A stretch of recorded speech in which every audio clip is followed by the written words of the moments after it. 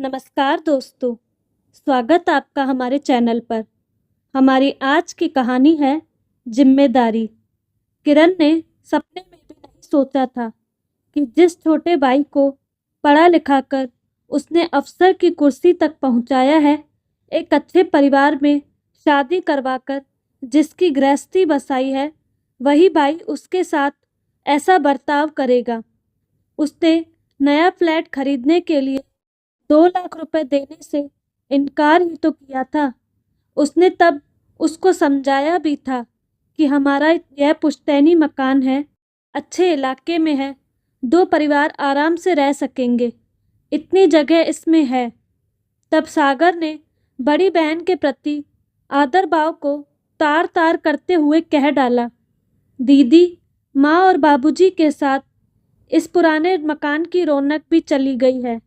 अब यह पलस्तर उखड़ा मकान हमें काटने को दौड़ता है। सपना तो यहाँ एक दिन भी रहना नहीं चाहती। मायके में वह शानदार मकान में रहती थी, कहती है कि इस खंडर में रहना पड़ेगा।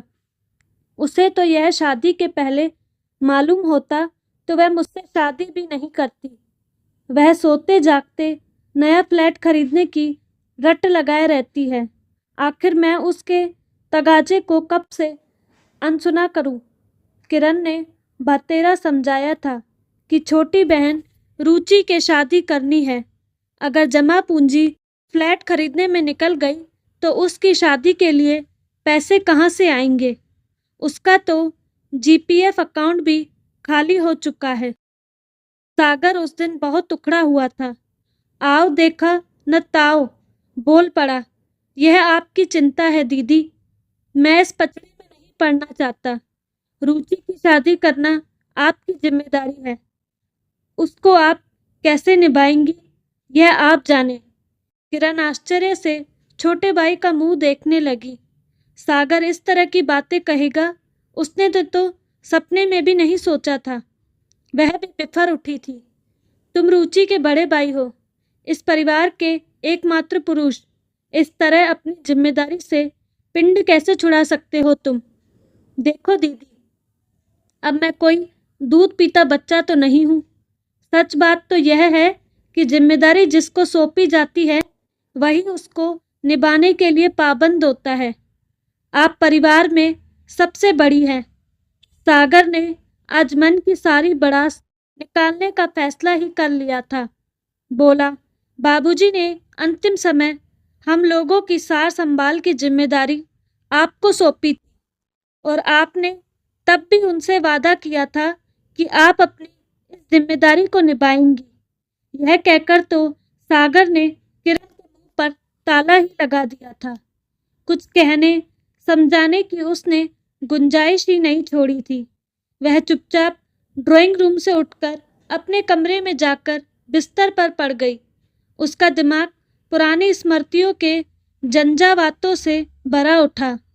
बीती घटनाएं फिल्म के दृश्यों की तरह एक के बाद एक उसके स्मृति पटल पर उभरने लगी। जब थोड़ी सी बीमारी के बाद माँ की मृत्यु हुई, वह बीए फाइनल में थी। मेरिट में आने का मंसूबा बांधे बैठी थी वह। परिवार की सबसे बड़ी संतान और लड़की होने से घर की देखभाल का जिम्मा न जाने कब उसके कमजोर कंधों पर आ पड़ा, वह समझ ही नहीं पाई। घर की गाड़ी के पहिए उसको दूरी मानकर घूमने लगे। मेरी समझदार बेटी किरण सब संभाल लेगी। बाहर भीतर सब तरफ यह घोषणा करके पिताजी ने तो घर की सारी जिम्मेदारियों से खुद को जैसे बरी कर लिया था। किरण 3 भाई बहन है। किरण से छोटा सागर है और सागर से छोटी रुचि। सागर को पढ़ने, दोस्तों के साथ मौज मस्ती करने और बाकी समय में क्रिकेट खेलने से ही फुर्सत नहीं मिलती थी। रुचि तो परिवार की लाडली होने का पूरा फायदा उठाती रही।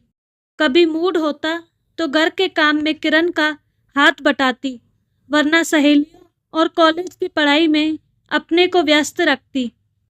किरण जानती थी कि रुचि को आखिर एक दिन पराए घर जाना है।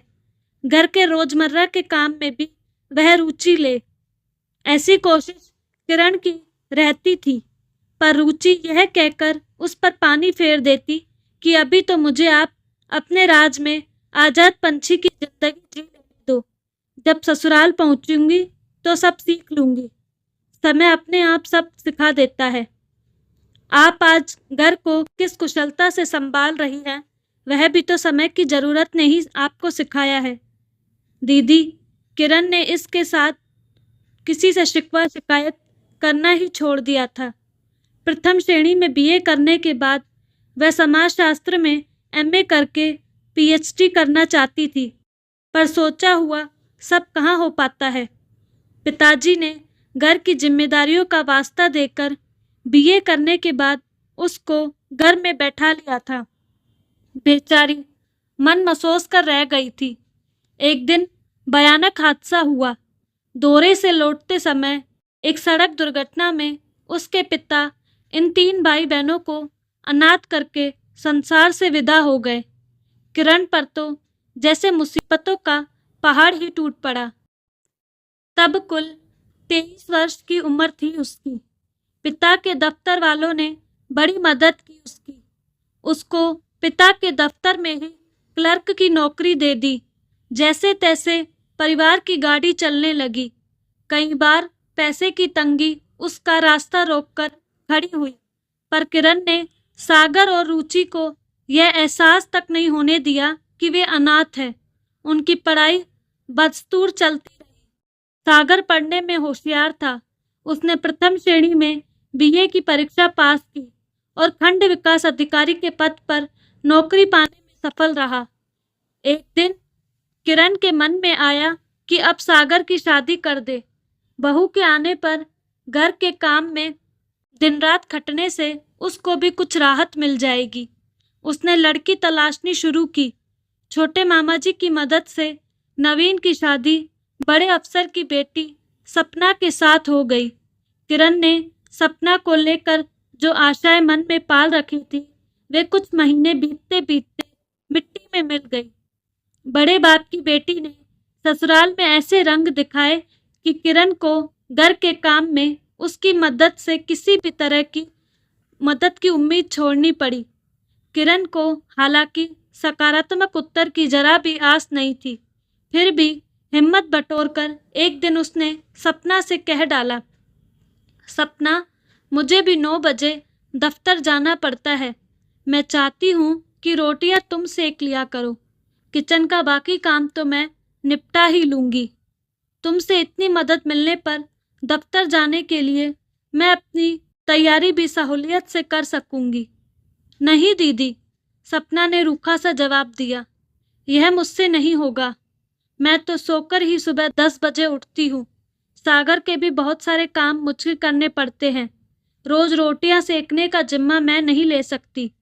वैसे भी किचन के गोरख धंधे में मेरी कोई दिलचस्पी नहीं। हमारे यहाँ तो नौकर ही सब करते थे। मुझे तो आप बख्श ही दीजिए। इसके बाद तो किरण ने घर के काम काज को लेकर चुप्पी ही साध ली। खुद ही गृहस्थी की गाड़ी को एक मशीन की तरह डोटी चली गई।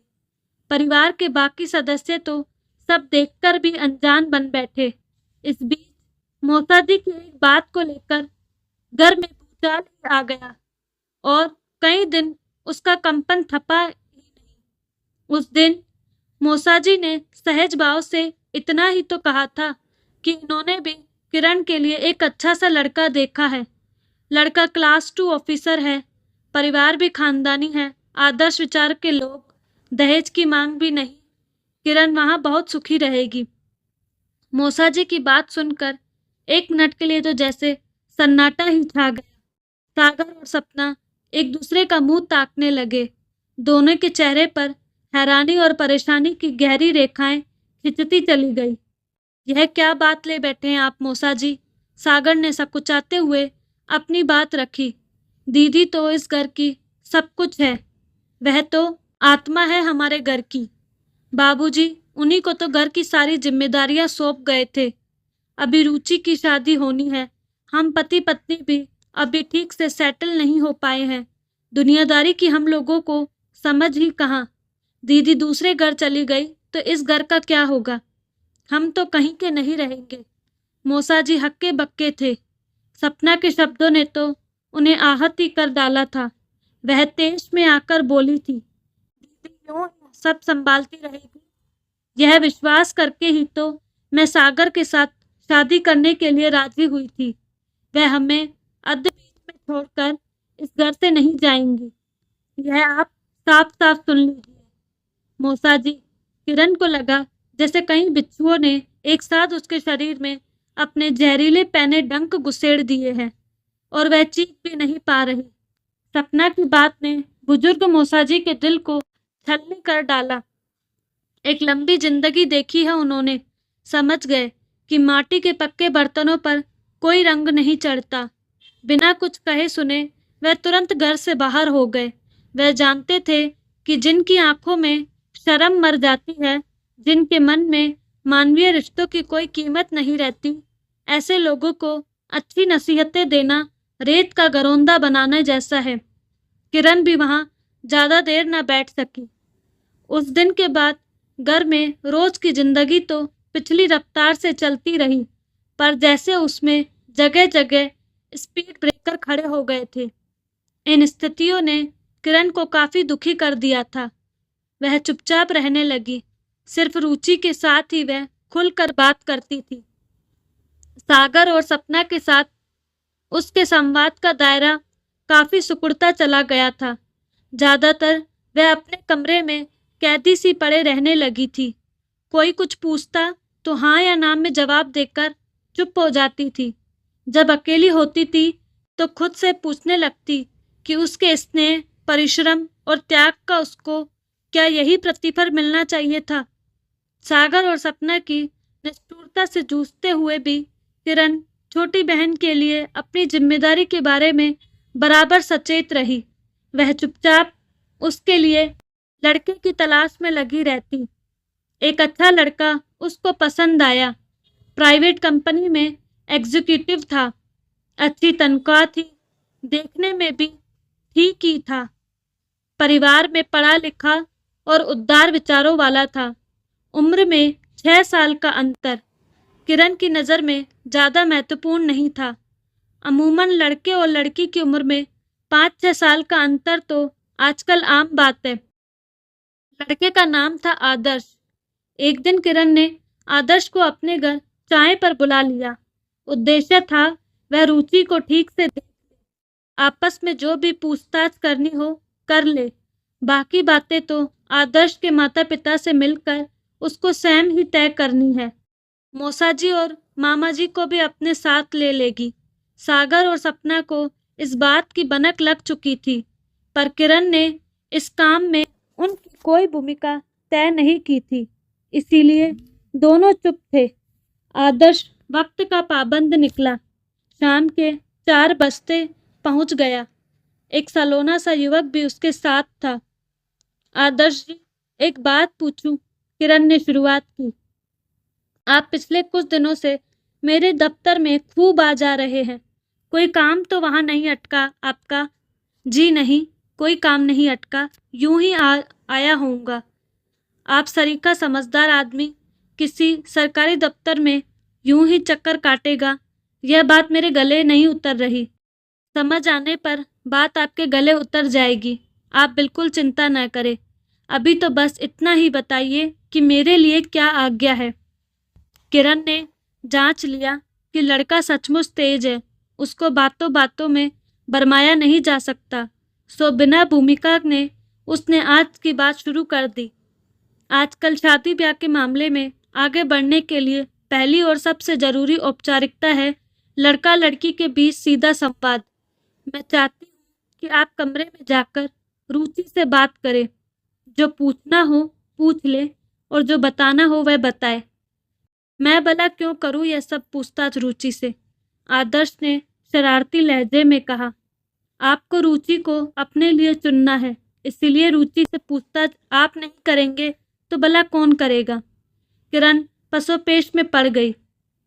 सच बात तो यह थी कि आदर्श की पहेली को वह समझ ही नहीं पा रही थी। आपसे यह किसने कह दिया कि रुचि को मुझे अपने लिए चुनना है? आदर्श जी, आपको आज क्या हो गया है? कैसे उल्टी पुल्टी बातें कर रहे हैं आप? मेरी बात तो एकदम सीधी सीधी है किरण जी। सीधी किस तरह? मैंने रुचि के बारे में ही तो आज आपको यहाँ बुलाया है। आप यह बेकार का कंफ्यूजन क्यों पैदा कर रहे हैं? कंफ्यूजन वाली कोई बात नहीं, मैं तो बस आपसे बात करने आया हूँ। मतलब यही कि मुझे तो जिंदगी में एक का चुनाव करना था, सो मैंने कर लिया है। किसका? किरण जी का, रुचि की बड़ी बहन का। किरण को लगा जैसे वह आसमान से गिर पड़ी। एक बार तो उसे महसूस हुआ कि आदर्श उसके साथ ठिठोली कर रहा है, पर उसके हाव भाव से तो ऐसा कुछ भी नहीं लग रहा था। वह बोली, यह क्या गजब कर रहे हैं आप? मैं इतनी स्वार्थी नहीं कि अपनी लाडली बहन के सौभाग्य का सिंदूर झपट कर अपनी मांग में सजा लूं। रुचि मेरी छोटी बहन ही नहीं, मेरी प्यारी बेटी भी है। माँ के देहांत के बाद मैंने प्यार दुलार देकर उसे बड़े जतन से पाला है। मैं उसके साथ ऐसा अनर्थ तो सपने में भी कभी नहीं कर सकती। किरण की आंखों से आंसू छलछला आए। सारा वातावरण संजीदगी से भर गया। आदर्श ने बात को स्पष्ट करते हुए कहा, किरण जी, आप सच मानिए, पिछले 1 महीने से मैं आपके बारे में ही सारी जानकारी इकट्ठी करने में लगा था। उसी के खातिर आपके दफ्तर भी जाया करता था। आपके साथ घोर अन्याय हुआ है, फिर चाहे वह हालात ने किया हो, आपके पिता ने या फिर आपके भाई ने। आपने अपने परिवार के लिए जो तपस्या की है, उसी के एवज में तो आपको वरदान मिलना चाहिए था, पर सब जानते हैं कि अब तक अभिशाप ही आपके पल्ले पड़ा है। क्या अपनी गृहस्थी बसाने का आपका कोई सपना नहीं? सच सच बताइए। किरण ने संयत होते हुए कहा, वह सब तो ठीक है, पर रुचि के सौभाग्य को अपने सपने पर कुर्बान करने के लिए मैं ना तो कल तैयार थी और ना आज तैयार हूँ। उसे मैं जिंदगी भर कुछ न कुछ देती ही रहना चाहती हूँ। उसके अधिकार की कोई वस्तु छीनना मुझे कतई गवारा नहीं। यह मुझसे कभी नहीं होगा। आप जा सकते हैं। आपका प्रस्ताव मुझे कतई मंजूर नहीं।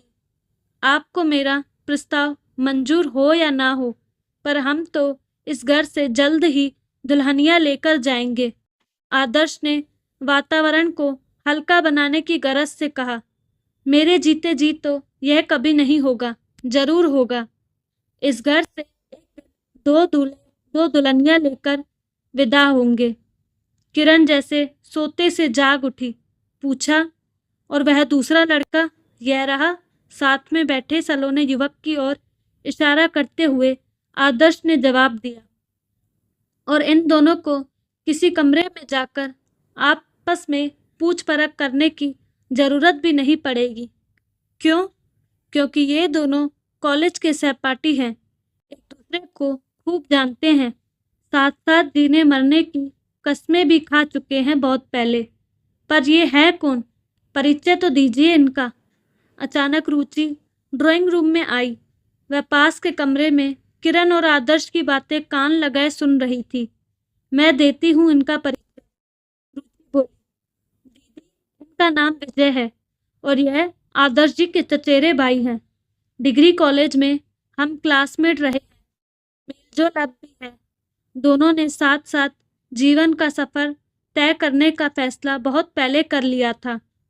लेकिन पगली, इस बारे में मुझे तो बताती नहीं। मैं तेरी दुश्मन थोड़ी हूँ। किरण ने रुचि को अपने पास सोफे पर बिठाते हुए कहा, आप वैसे भी इतने दिनों काफी परेशान रहती हैं दीदी। मैं विजय और अपने बारे में आपको बताकर आपकी परेशानियों को बढ़ाना नहीं चाहती थी। मैंने आपसे यह बात छिपाने की गलती की। मुझे माफ कर दो दीदी। इसमें माफी जैसी कोई बात नहीं। मेरी प्यारी बहना, तूने जो भी किया अपनी समझ से ही किया है।